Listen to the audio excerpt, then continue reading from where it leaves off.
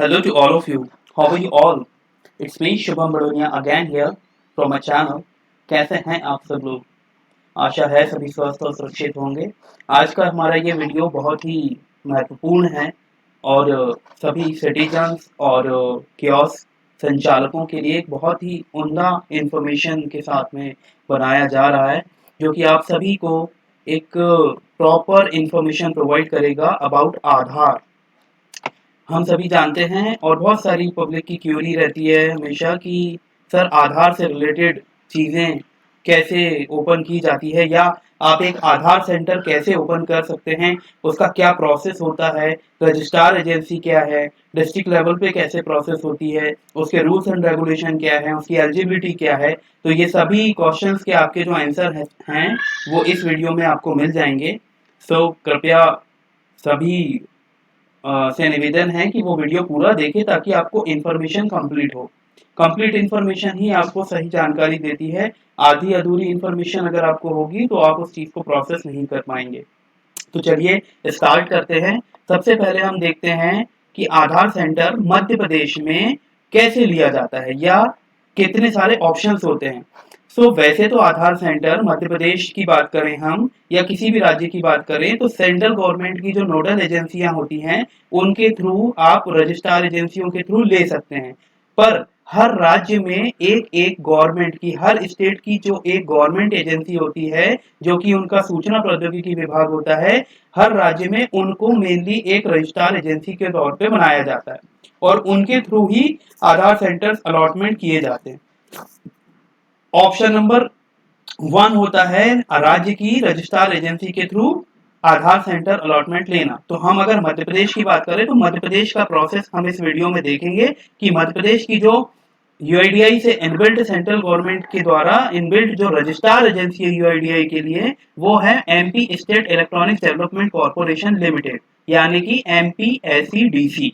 Okay, जो कि हमारे मध्य प्रदेश का सूचना प्रौद्योगिकी विभाग है और इसी के अंदर सभी आईटी गवर्नमेंट की एजेंसियां वर्क भी करती हैं, जिसमें कि मैप आईटी, एमपी ऑनलाइन और अदर जो आईटी प्रोजेक्ट्स हैं जैसे मैप आईटी, वो सभी एमपी स्टेट एमपीएसईडीसी के अंदर ही अंगत ही वर्क करते हैं। तो एमपीएसईडीसी से आधार सेंटर लेने के लिए जो हम बात करेंगे हम इसमें उसकी पूरी प्रोसेस बताएंगे। तो एमपीएसईडीसी से आधार सेंटर लेने के लिए सबसे पहले आपको एमपीएसईडीसी की वेबसाइट पे जाना होगा। ओके, और यहाँ पर आपको ये देख रहे हैं आप आधार पे क्लिक करेंगे तो आधार सेंटर रजिस्ट्रेशन का ऑप्शन ओपन दिखेगा। यहाँ पे जब आप क्लिक करते हैं तो क्लिक करने के बाद आपको देखिए यहाँ पर मैं क्लिक करता हूँ, ये क्लिक करेंगे तो ये पेज ओपन हो जाता है। ओके, देखिए ये जब विंडो आ जाता है तो यहाँ पर आपको अपना आप एप्लीकेंट हैं, मतलब आप अप्लाई कर रहे हैं आधार सेंटर लेने के लिए, है ना। तो आपको अभी एलिजिबिलिटी इसी के अंदर मिल जाएगी जब आप यहाँ पे आपका मोबाइल नंबर डालेंगे और आपका ईमेल आईडी डालेंगे और यहाँ पे ये कैप्शन को फीड करेंगे और सबमिट करेंगे। इससे आपका यूजर प्रोफाइल क्रिएट हो जाएगा और आपका लॉगिन होके आपको ये पेज दिखाई देगा। देखिए ये पेज है, ये पेज, ये मैंने अपना मोबाइल नंबर ईमेल आईडी डाल के इसको जैसे ही साइन अप क्रिएट किया तो ये पेज आ जाता है जिसमें आपको डैशबोर्ड और आधार सेंटर रिक्वेस्ट दिखाई पड़ती है। यहाँ पे लॉग आउट का ऑप्शन भी है। अच्छा, अब सबसे जरूरी बात, आधार सेंटर लेने के लिए एलिजिबिलिटी क्या है। एलिजिबिलिटी का मतलब होता है योग्यता। ठीक है, तो सबसे पहले तो आपको यहाँ पे यही चीज पूछी जा रही है जिसमें कि आप देखेंगे तो do you have NSEIT certificate of a EA supervisor. अब इसका क्या मतलब है, हम आपको बता दें कोई भी भारतीय नागरिक डायरेक्टली आधार सेंटर के लिए अप्लाई नहीं कर सकता है, पहले उनके पास में ईए सुपरवाइजर का सर्टिफिकेट होना आवश्यक होता है। और ये सर्टिफिकेट क्या है, ये सर्टिफिकेट जो है ये एक एग्जाम के थ्रू आपको प्रोवाइड किया जाता है जो कि एनएसईआईटी जो है ये ऑर्गेनाइज करती है। एनएसईआईटी क्या है, आप अगर गूगल पे जाके सीधे एनएसईआईटी यूआईडीआई एग्जाम को गूगल करेंगे तो ये वेबसाइट आपको मिल जाएगी। जो एनएसईआईटी है ये अधिकृत एजेंसी है गवर्नमेंट की आधार के लिए जो सुपरवाइजर हैं उनका एग्जाम कंडक्ट कराने के लिए। यहाँ पर आपको इस पेज पे कि एज मिनिमम कितनी होनी चाहिए, क्वालिफिकेशन एंड ऑल, और सारी चीजें यहाँ पे रहती हैं। यहाँ से आप अपना यूजर प्रोफाइल क्रिएट कर सकते हैं और NSE-IT के लिए अपने नियरेस्ट सेंटर पे कुछ चयन कर सकते हैं, और एग्जाम देने के बाद आपको जब आप उसको क्वालिफाई कर लेते हैं तो आपको NSE-IT से आधार EA सुपरवाइजर का सर्टिफिकेट मिल जाता है। ये सर्टिफिकेट ही यहाँ पर मांगा गया है। ये देखिए, ये वही सर्टिफिकेट है। ठीक है, तो सबसे पहली प्राथमिकता हुई कि आधार का काम लेने के लिए आपके पास NSE-IT सर्टिफिकेट का होना आवश्यक है। दूसरा, do you have scan copy of E Aadhaar card. ये सभी के पास होता है, जिन्होंने आधार कार्ड बनाया हुआ है वो सभी के पास ई आधार कार्ड की स्कैन कॉपी अवेलेबल होती है। Number 3, do you have verifier NOC। अच्छा, अब ये क्या है? मध्य प्रदेश में MPSEDC के अंतर्गत आधार का काम लेने के लिए आपको तीन चीजें करनी होती है। नंबर 1, आपके पास EA का सर्टिफिकेट होना चाहिए सुपरवाइजर का। नंबर 2, ये जो आधार सेंटर हैं ये खाली गवर्नमेंट प्रीमाइसेस में ही चलते हैं। गवर्नमेंट प्रीमाइसेस माने शासकीय भवन।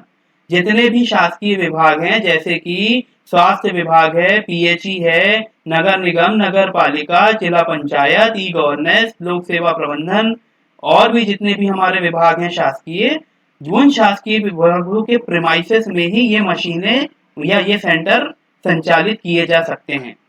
तो उसके लिए आपको वहां के जो ऑफिसर हैं, जो जिस विभाग में आप संचालित करना चाहते हैं, वहां पे जो अधिकारी होते हैं उनसे नो ऑब्जेक्शन सर्टिफिकेट लेना होता है। और तीसरा इसी से कनेक्टेड पार्ट है कि आपके पास वेरीफायर भी होना चाहिए। एक आधार जब बनता है तो आधार सुपरवाइजर बनाता है, लेकिन एक वेरीफायर उसके उस फॉर्म को या उन डिटेल्स को वेरीफाई करता है, उसे वेरीफायर कहते हैं। अब एक वेरीफायर कौन हो सकता है?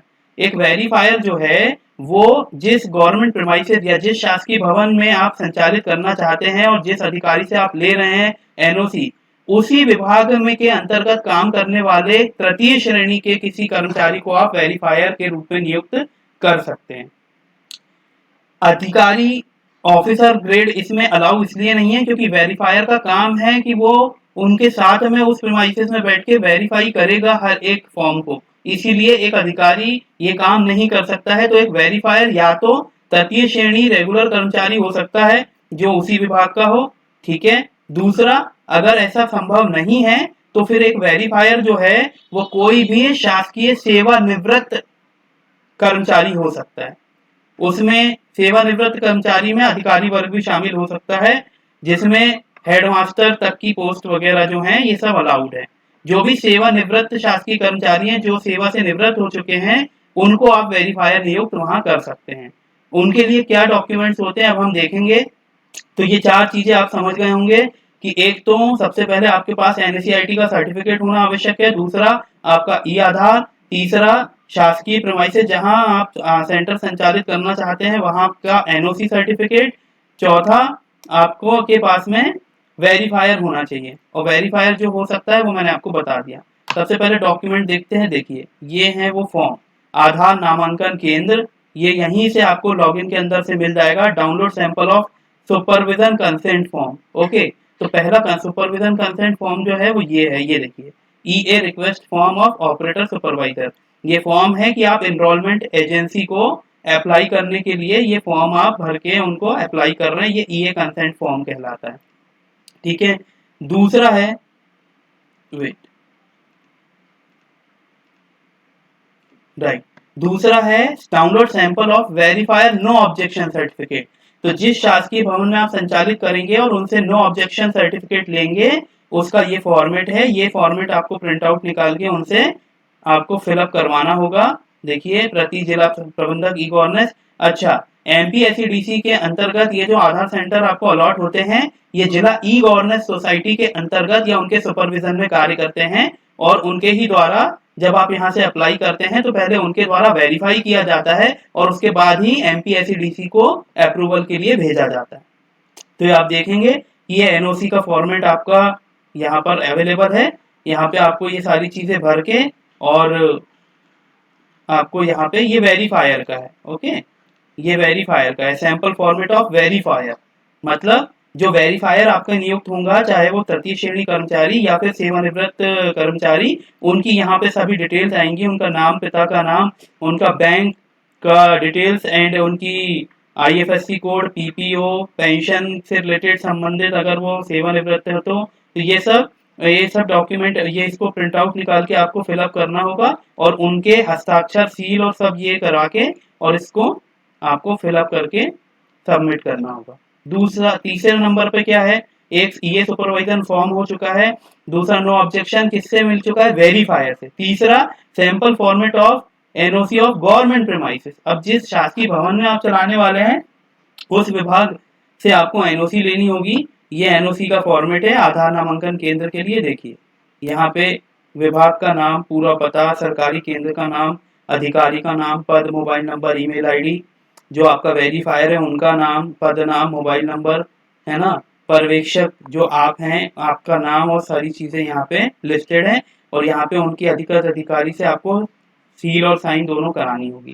तो ये फॉर्मेट भी यहाँ पर उपलब्ध है।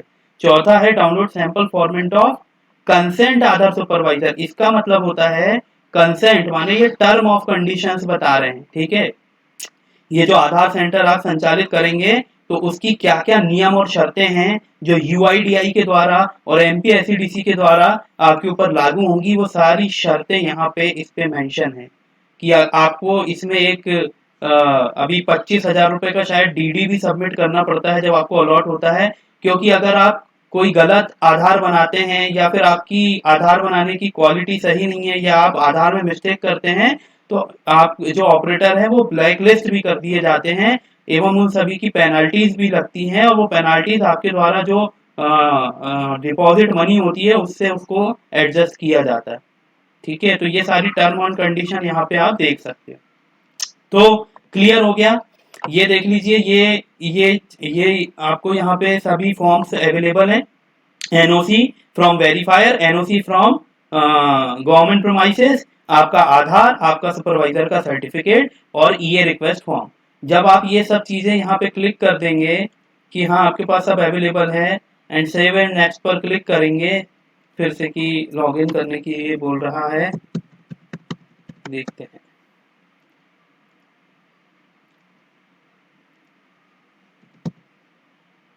तो इस तरीके से ये पूरी प्रोसेस जो है वो फॉलो होती है। अभी आगे की हम और देख लेते हैं। जैसे ही आप यहाँ पे अपना डालेंगे तो वो ओटीपी आपके मोबाइल नंबर पर सेंड किया जाता है।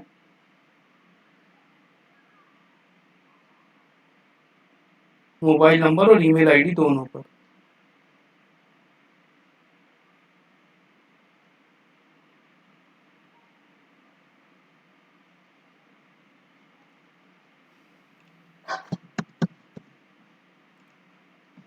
जैसे ही आप यहाँ पे ओटीपी सबमिट करते हैं तो आपका ये देखिए डैशबोर्ड आ जाता है। आधार सेंटर रिक्वेस्ट पे क्लिक करते हैं। ये चारों चीजें आपके पास जब अवेलेबल हो जाएं तो अब आप यहाँ से आके ऑनलाइन अप्लाई करना पड़ेगा आपको। देखिए जैसे ही मैंने वो चारों पे टिक किया तो अब आप ईए रिक्वेस्ट फॉर्म आ चुका है। यहाँ पे आपका जो आपका माने सुपरवाइजर, जो सुपरवाइजर है वही आधार सेंटर संचालक रहेंगे, ओके। और एक बात होती है कि शासकीय भवन में संचालित इसलिए भी किया जाता है कि वहां स्वान नेटवर्क होता है। स्वान नेटवर्क का मतलब है स्टेट वाइड एरिया नेटवर्क। ये गवर्नमेंट का नेटवर्क है जो कि जिससे कि नेट कनेक्टिविटी होती है और ये शासकीय विभागों में ही उपलब्ध होता है। जो डेटा अपलोड किया जाता है वो स्वान नेटवर्क के बिना किसी अन्य नेटवर्क से अपलोड नहीं होता और इसीलिए आपको शासकीय भवन के में ही अनुमति है अपना सेंटर संचालित करने की। यहाँ पे आपका नाम, एनएससीआईटी सर्टिफिकेट नंबर, जेंडर, ये सारी रिक्वायर्ड डिटेल्स आपको यहाँ फीड करनी होगी। फोटो, जो ईए रिक्वेस्ट फॉर्म मैंने आपको बताया था उसी का ये डिजिटल फॉर्मेट है। ये सब भरने के बाद आप जब सेव एंड नेक्स्ट पर क्लिक करेंगे तो आप डॉक्यूमेंट अपलोड की रिक्वेस्ट पे आ जाएंगे और यहाँ पे आपको वही चारों डॉक्यूमेंट जो है माने आपका आधार कार्ड, आपका सुपरवाइजर सर्टिफिकेट, आपका NOC from government premises and NOC from verifier, इनसे रिलेटेड सभी डॉक्यूमेंट आपको यहाँ अपलोड करने पड़ेंगे और तब आप यहाँ से चेक एंड प्रिंट का भी कर सकते हैं। और उसके बाद ये रिक्वेस्ट जो है ये डीजीएम माने डिस्ट्रिक्ट ई गवर्नेंस सोसाइटी के जो भी DGM है उनके लॉगिन पे चली जाती है और फिर वो उसको चेक करते हैं और अगर सब सही होता है तो वो अप्रूव करके आगे फॉरवर्ड करते हैं और फिर MPSEDC के लॉगिन से आपकी ये सब चीजें चेक की जाती है और सब कुछ सही होने पे आपको अलॉटमेंट दे दिया जाता है। तो ये पूरा सिस्टम जो है ये ऑनलाइन MPSEDC की वेबसाइट पे बना हुआ है और सभी फॉर्मेट भी लॉगिन के अंदर उपलब्ध हैं। अब आपको कुछ और एक जानकारी प्रोवाइड करते हैं। MPSEDC की वेबसाइट पे जहां से आपने आधार सेंटर क्रिएशन पे गए हैं वहीं पे आपको डैशबोर्ड भी अवेलेबल है। डैशबोर्ड में आप देख सकते हैं कि किस जिले में कितने आधार सेंटर संचालित किए जा रहे हैं। जैसे हम छिंदवाड़ा की देख लें तो छिंदवाड़ा में लोक सेवा केंद्र में 14 माने हर लोक सेवा केंद्र में एक मशीन वर्क कर रही है MPSEDC के थ्रू। MP ऑनलाइन के थ्रू एक मशीन है जो कि ये मैन पावर सप्लाई है ओनली। जो सेंटर है वो MPSEDC के ही हैं। यहाँ खाली एक मैन पावर सप्लाई के लिए दिया गया है।